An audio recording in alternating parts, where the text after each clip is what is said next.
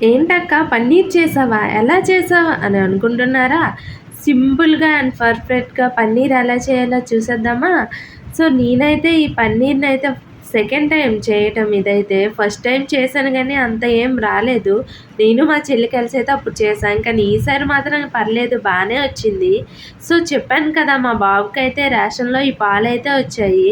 So, నేనైతే litre పాలు తీసుకున్నాను పన్నీర్ చేద్దామని చెప్పి. ఫస్ట్ అయితే పాలని మంచిగా అయితే మరగబెట్టాను. సో, అవి మరిగాకైతే నిమ్మకాయనైతే ముందే రసం తీసుకొని పక్కనైతే పెట్టుకున్నాను. సో, మరుగుతుండగానే కొంచెం కొంచెంగా వేసుకొనైతే కలుపుతూ ఉండాలి.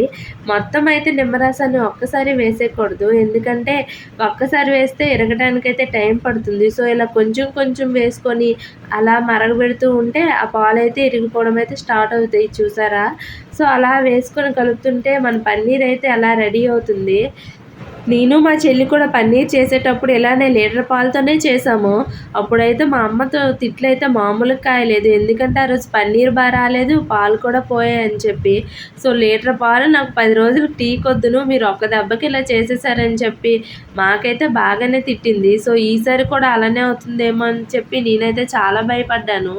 కానీ మొత్తానికి ఎలా వచ్చిందో చూసారు కదా! చాలా బాగొచ్చింది. సో, మన పన్నీర్ అయితే మరుగుతుంది కదా!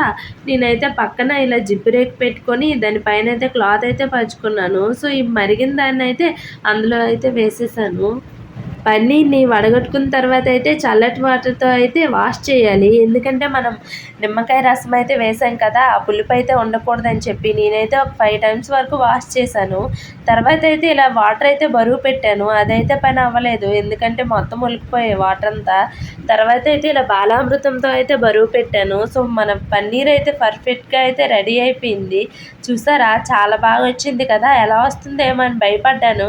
కానీ పర్లేదు బానే వచ్చింది. సో, ఇలా పీసులు పీసులుగా కట్ చేస్తుంటే అబ్బబ్బా! మామూలుగా లేదు సాటిస్ఫాక్షన్ అయితే. సో, ఇలా కట్ చేసుకొని పక్కనైతే పెట్టేసా ఒక ప్లేట్‌లో. సో, ఇవి రేపు ఏదైనా రెసిపీ చేద్దాం. ఏదైనా మంచి రెసిపీ చెప్పండి పన్నీర్‌తో. అందాకలో అయితే నేను ఫ్రిడ్జ్‌లో అయితే పెట్టేశాను. మీరు కామెంట్ చేయండి ఏ రెసిపీ చేయాలో. అలాగే వీడియో నచ్చితే సబ్స్క్రైబ్.